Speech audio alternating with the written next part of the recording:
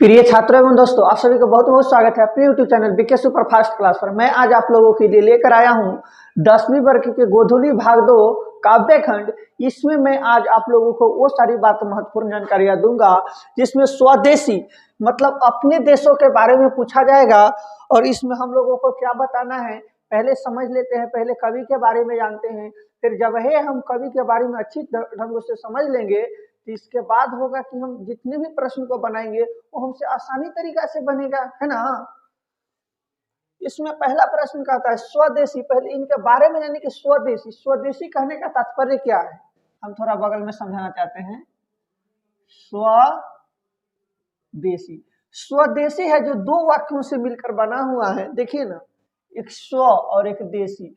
स्व का अर्थ होता है अपना। क्या बोले हैं, क्या बोले ओए, स्व का मतलब अपना, क्या कोई दिक्कत नहीं ना। और देशी, देशी मतलब बोले तो देश। कौन सा देश? अपना देश, कोई दिक्कत नहीं ना। अपना देश मतलब जिस देश में हम रहते हैं उसी देश को ना अपना देश कहिएगा। इसी को क्या बोलते हैं? स्वदेशी। मतलब अपना देश नहीं कहते, स्वप्न। स्वप्न मतलब क्या?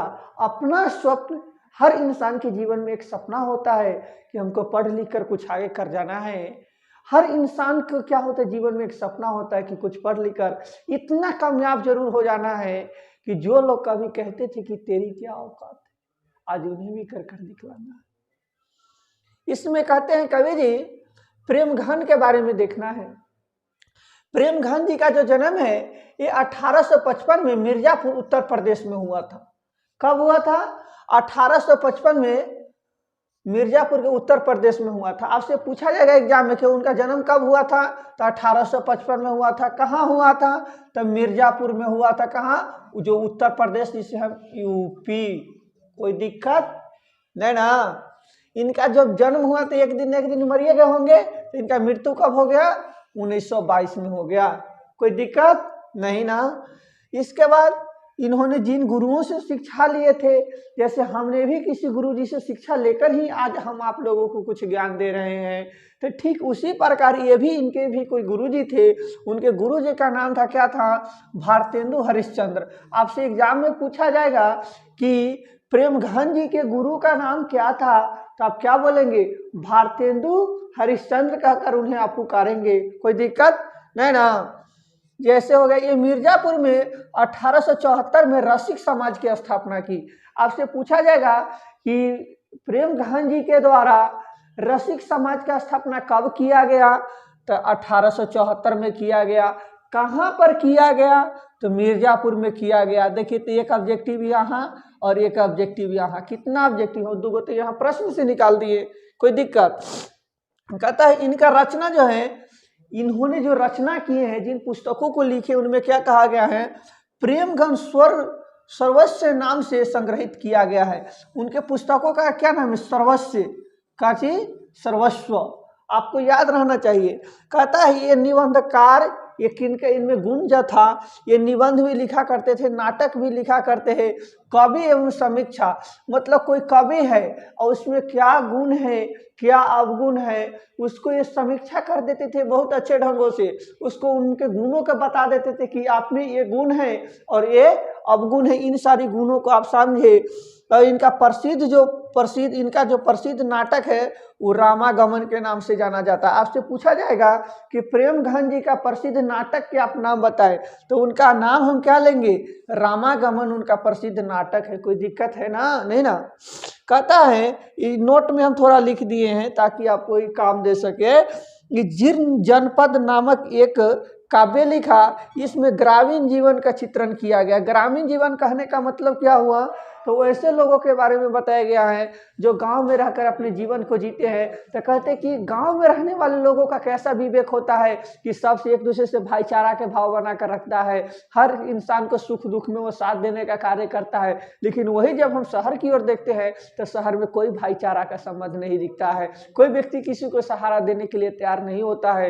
लेकिन गाँव में अगर वो रोता है तो उसके साथ वो भी, भले उसका दुश्मन क्यों न रहे, लेकिन एक समय आता है तो उसके सामने जाकर वो भी रोने का एक्टिंग करता, भले जाके भीतरे भीतरे लड्डू फूटे तो हंसे छी अलग बात है, लेकिन वो भीतरे भीतरे कहते वो रोता है तो ऊ कह के रो लेता है झूठो। क्यों? क्योंकि उसको नहीं दिखाएंगे तो फिर हमारे ऊपर जब वैसा स्थिति आएगा तो वो तो हमारे यहाँ नहीं आएगा। इसीलिए गांव में ये सब दृश्य, और यही जिंदगी है, हम उसके दुखों में साथ देंगे, वो हमारे दुखों में साथ देगा, यही जिंदगी है। मानवता की यही पहचान होना चाहिए, ये ना कि हम अपना काम हो गया तो इसका मतलब ये सब कुछ ये गलत चीज है। कवि कहते हैं कि एक काव्य रचना ब्रज एवं अवधी भाषा में किए हैं। किस भाषा में? आपसे पूछा जाएगा कि प्रेमघन जी के द्वारा जो काव्य का रचना किया गया वो किन किन भाषाओं में किया गया है, तो आप क्या कहेंगे? कहेंगे कि ये ब्रज भाषा एवं अवधी भाषा दोनों में इन्होंने इसका रचना कर लिए हैं। ये सामंतवाद का विरोध थे। क्या आपसे पूछा जाएगा कि ये किसका विरोध करते थे, तो वो सामंतवाद का, जो कि सामंतवाद आपको हिस्ट्री में पढ़ाया जाएगा डिटेल में कि सामंतवाद क्या होता है, कोई दिक्कत। आप सिर्फ इतना ही याद रखें कि ये सामंतवाद का विरोध था, वो बात हिस्ट्री में बताई जाएगी। ये जो है ये भारतेंदु युग के महत्वपूर्ण कवि माने जाते हैं। किस युग को? ये भारतेंदु, आपसे पूछे जाएंगे कि किस युग के कवि माने गए हैं, तो हम कहेंगे कि ये भारतेंदु युग के महत्वपूर्ण कवि माने गए। इतना में कोई दिक्कत नहीं है। एक बार हम इसको वाइंड अप कर लेते हैं। इनके जन्म कब हुआ था? 1855 में हुआ था। कहाँ हुआ था? मिर्जापुर के उत्तर प्रदेश में हुआ था, कोई दिक्कत। अच्छा, इनका मृत्यु कब हुआ था? 1922 में हुआ था। इनके गुरुजी का नाम क्या था? भारतेंदु हरिश्चंद्र के नाम से जाना जाता था इनके गुरुजी को। ये मिर्जापुर में 1874 में किस समाज का स्थापना किया? तो रसिक समाज का स्थापना किया, कोई दिक्कत। इनके रचना क्या था? प्रेम घन सर्वस्व नाम से संग्रहित किया गया है, कोई दिक्कत नहीं ना। ये निबंधकार, नाटक एवं कवि में समीक्षक थे। मतलब कोई भी व्यक्ति कुछ लिखा करता है तो उसको ये समीक्षा कर देते थे बहुत अच्छा ढंग से, और कहते थे कि आप में ये गुण है, ये अवगुण है, तो इन अवगुणों का आप सही करके आइए तब फिर हमसे मिलिएगा आप। कभी कहते इनका प्रसिद्ध नाटक था रामागमन के नाम से जाना जाता है। आपसे एग्जाम में पूछा जाएगा कि ये किस नाटक को लिखा करते थे, तो हम कहेंगे कि ये रामागमन लिखा करते थे, कोई दिक्कत नहीं ना। ये जीर्ण जनपद नामक ये काव्य लिखा, इसमें ग्रामीण जीवन के चित्रण किया गया, जो कि कुछ ही देर पहले हम आपको बताए हैं। और कहते हैं ये काव्य रचना में ब्रज एवं अवधी भाषा में लिखा करते हैं। ये एक सामंतवाद का विरोध करते थे, कहते थे कि सामंतवाद को विरोध किया जाए, क्योंकि बात हिस्ट्री में पढ़ाई जाएगी आपको अच्छी ढंगों से। भारतेंदु के महत्वपूर्ण कवि माने गए हैं। अभी तक हम आपको इतना बातों का ज्ञान दे दिए हैं, अब हम इससे जुड़ी हुई बातों को, हम आपको प्रश्न उत्तर को कैसे समाधान करना है, आपको एग्जाम में जब वो प्रश्न पूछा जाएगा तो उन प्रश्नों को आप कैसे लिखोगे कि अच्छा से अच्छा बेहतर मार्क्स चाहिए। हर इंसान के जीवन में एक सपना होता है कि हम भी कुछ अच्छा कर जाते, तो अच्छा कैसे कीजिएगा? जब आप अच्छा से ढंग से पढ़ेंगे नहीं, अच्छा प्रश्न उत्तर को लिखेंगे नहीं, तो आपको लगता है कि अच्छा से आ जाएगा। कहने में और करने में बड़ा अंतर है। जिंदगी में कहना नहीं है, हमें वो काम कर लेना है, और वो इस दुनिया में कोई नहीं, वो खुद और खुद हो, वो आप ही हो जो कर सकते हो। इसके अलावा सब व्यक्ति तो आपको मीठी वानियों में बोझा देते हैं, लेकिन सब तो वही इंसान कहलाते हैं जो अपने दिन रात रग रग को, अपने आंख को फोड़ फोड़ के किताबों के साथ दिल जोड़ते हैं, उन्हीं का जीत होता है। चलिए देखते हैं, हम अपने प्रश्नों को बताते हैं आपको। कवि के शीर्षक की सार्थकता स्पष्ट कीजिए। आपसे पूछा गया है कि कवि की शीर्षक की सार्थकता स्पष्ट करने के लिए बोलता है, मतलब प्रश्न संख्या 1 के बारे में कहते हैं, तो हम बताएंगे, लिखेंगे कि प्रस्तुत पंक्ति हमारे पाठ्य पुस्तक गोधूली भाग 2 काव्य खंड से लिया गया है। इसमें कवि कहते हैं कि हमारे देश जो भारत है, इसमें भारतीयता दिखाई नहीं देता है। तो कहता क्या हो गया?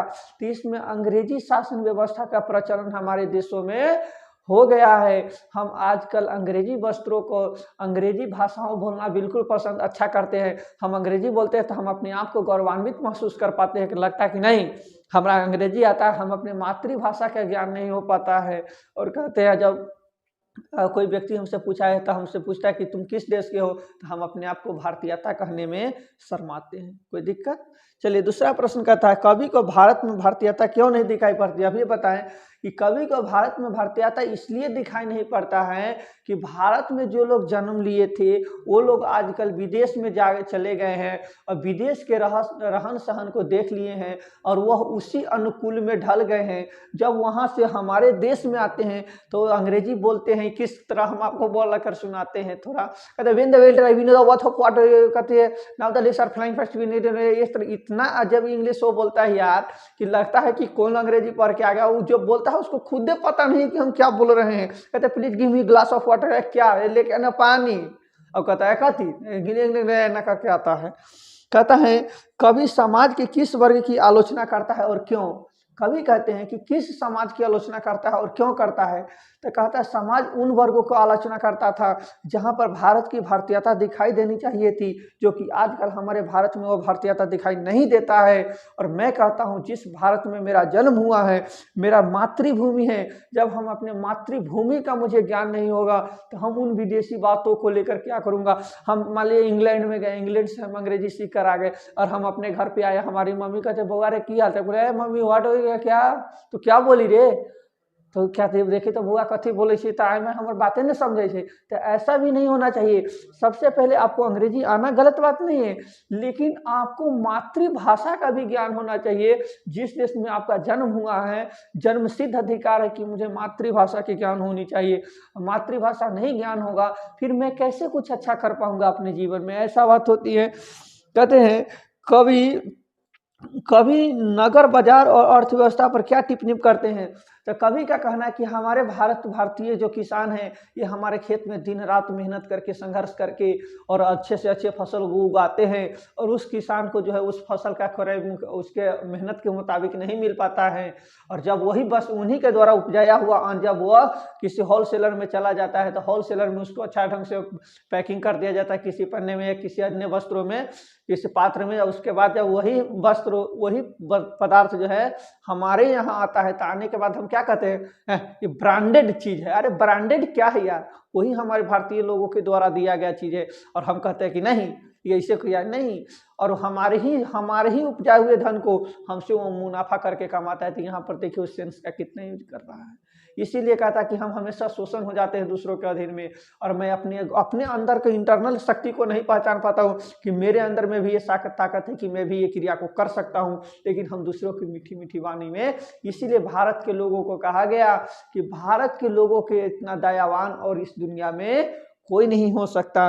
कवि ने डफाली किसे कहा है और क्यों कहा है। कवि का डफाली कहने का तात्पर्य इस बात की है कि कवि ने डफाली उन लोगों को कहा है जो अपने संदेश को एक जगह से दूसरे जगह पर पहुंचाते थे। बहुत समय पुराने जमाने में, आज के समय में फोन हो गया तो एक बार पूछे हाँ की हाल है तो बम का एकदम कराम है, अभी ठीक है ना हाँ। लेकिन यही हाल आज से हमारे पूर्वजों की बात की जाए तो हमारे पूर्वजों की यह हाल चाल पूछने के लिए कई दिन लग जाते थे। तो चिट्ठी आता था तो 10 लोग सुन रहे की लिखा ले पढ़ के सुना, तो में लिख रहे कि आपका हाल चाल क्या है, तो ये हाल चाल पूछ ले। आजकल ऐसा बात है क्या। कवि का कहने का मतलब हुआ कि जिस संदेश को पहुंचाने के लिए हमें कितना कठिनाइयों को झेलना पड़ता था, जो कि आजकल हमारे देश में कितना सुलभ हो गया है। तो आखिर ये सब क्या है, ये हमारे भारतीय ही हैं जिसमें इतना सेंस, इतना ज्ञान का वृद्धि और विकास हो गया, जो अपने तकनीक के आधार पर हमारे देश में ऐसे ऐसे वस्त्रों का, ऐसे ऐसे यंत्रों का आविष्कार कर दिए, ऐसे ऐसे यंत्रों का निर्माण कर दिए, जो कि आजकल हमारे लिए वो सब सुलभ हो गया है। Thanks for watching this video. इस वीडियो को देखने के लिए आप सभी को बहुत बहुत धन्यवाद। हमारे इस चैनल को लाइक, सब्सक्राइब और कमेंट और दोस्तों के साथ शेयर जरूर करें।